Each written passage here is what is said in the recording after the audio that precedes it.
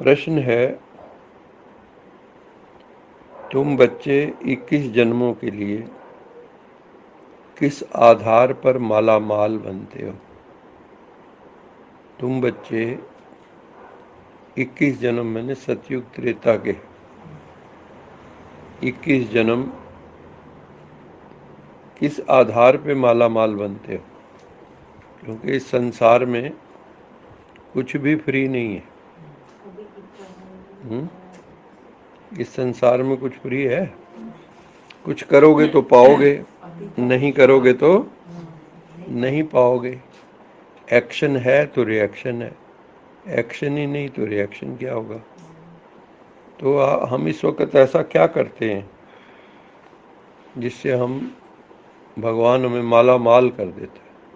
पढ़ाई करते हैं और पुरुषार्थ पढ़ाई करते हैं, पुरुषार्थ करते हैं, और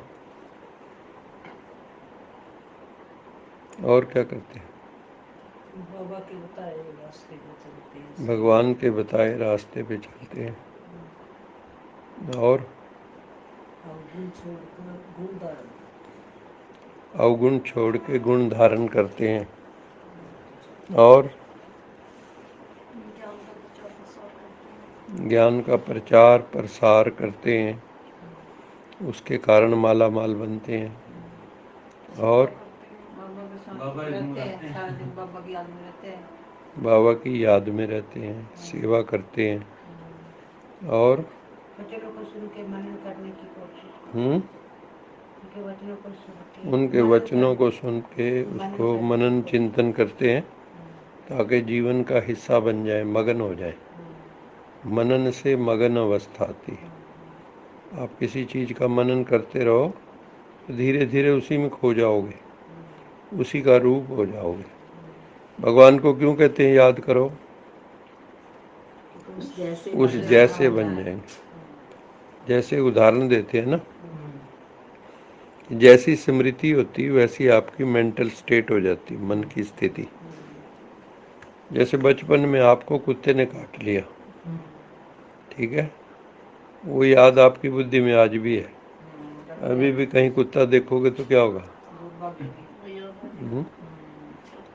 उससे दूर से निकलने की कोशिश करो। तो है क्या? सिर्फ बुद्धि में स्मृति ही तो है। स्मृति वो पुरानी। अब कोई भी कुत्ता आ जाए, हमें ये लगता है कहीं काट ना ले, तो हमारी स्थिति वैसी हो जाती है। जैसी स्मृति वैसी स्थिति। तो बाबा क्यों कहता है कि अपनी स्मृति बदलो? अब देह की स्मृति, देह के जगत की स्मृति, अब है आत्म स्मृति, परमात्म स्मृति। जब स्मृति बदलती है तो मानसिक स्थिति भी बदलती है, आपकी दृष्टि भी बदलती, दृष्टिकोण बदलता है जीवन के प्रति। कोई परिस्थिति आती है तो आप जल्दी उससे बाहर आ जाते हैं। कई लोग होते हैं ना, एक चीज़ पकड़ ली, जिंदगी भर नहीं भूलते, गांठ बांध लेते।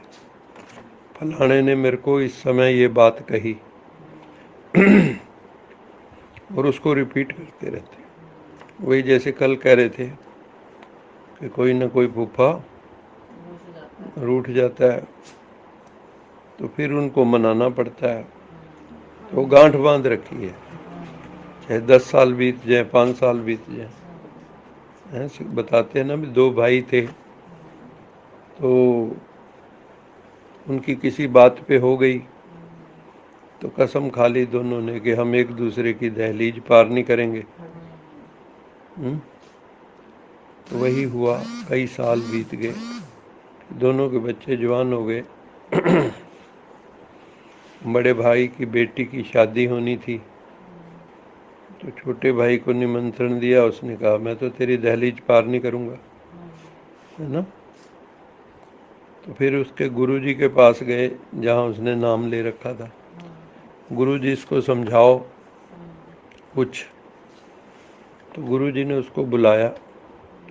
उसने कहा आज से 4 दिन पहले तू आया था ना यहाँ? कहता हाँ जी आया था। सत्संग अटेंड किया था? हाँ जी किया था। तो क्या बताया था मैंने उस दिन? थोड़ा ना वो गोली लिया उधर, मेज पे पड़ी होगी ना।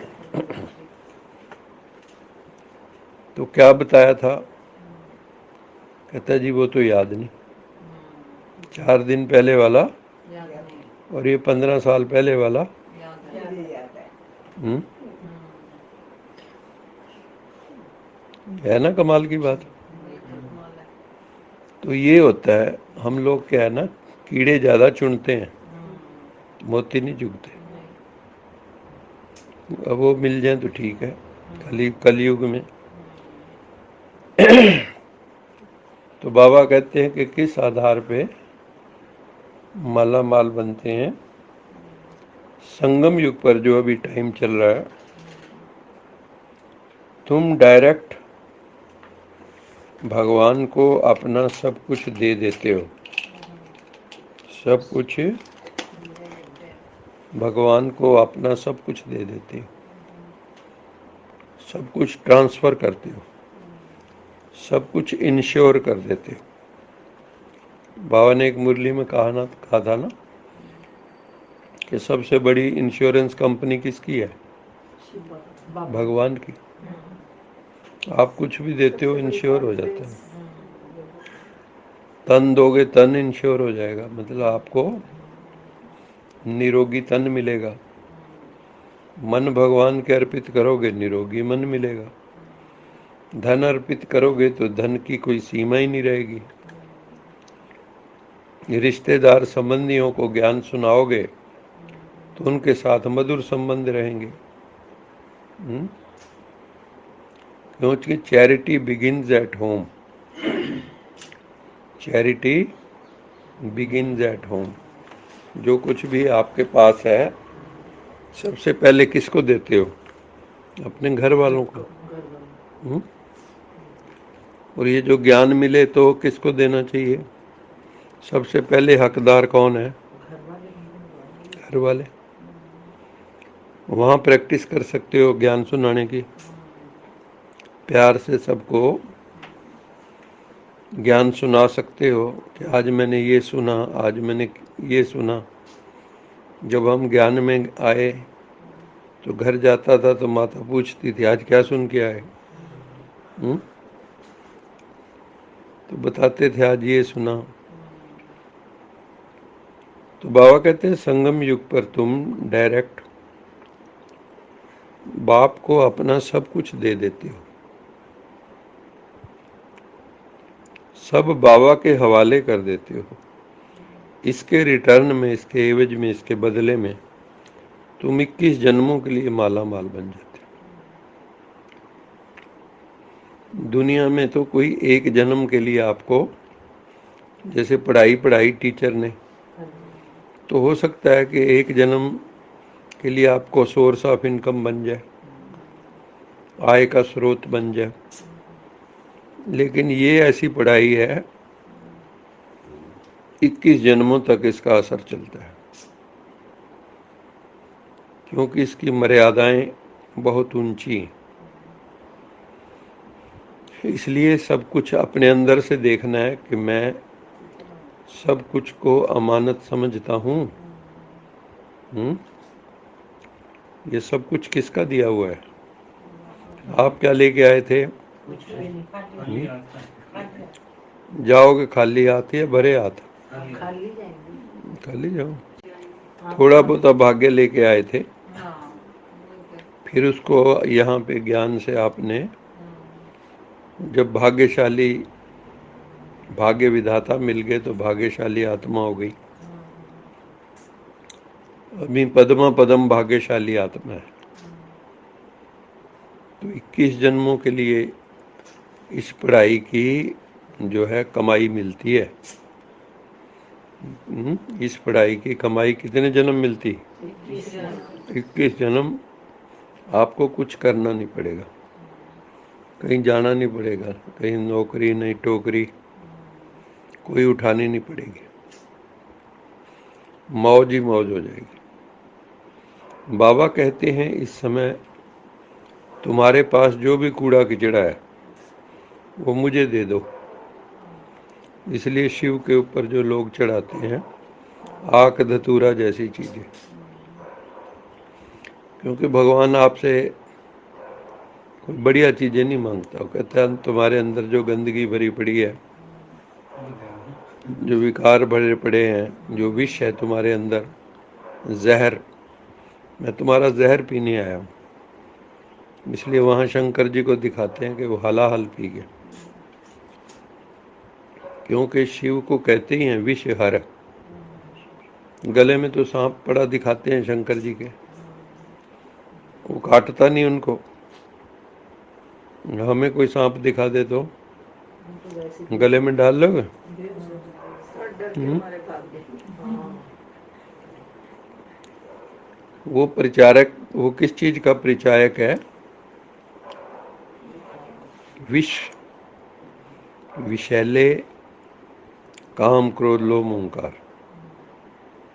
भगवान आके वो हरता है, काम को हर के राम देता है हमारे हाथ में। काम को हर लेता है, क्रोध को हर लेता है। तो तुम्हारे पास बाबा कहते हैं जो भी कूड़ा कचरा अंदर भर रखा है, बाहर या अंदर, मरने के पहले सब कुछ ट्रांसफर कर दो। मरने के पहले सब कुछ ट्रांसफर कर दो, तो भविष्य में उसका रिटर्न मिल जाएगा।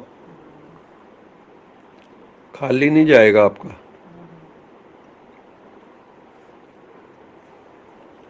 तो फिर माला माल बन जाओगे, राजा बन जाओगे, राजा या शाहूकार, किसी चीज की जहां कमी ना हो। बैकुंठ में मौज करोगे।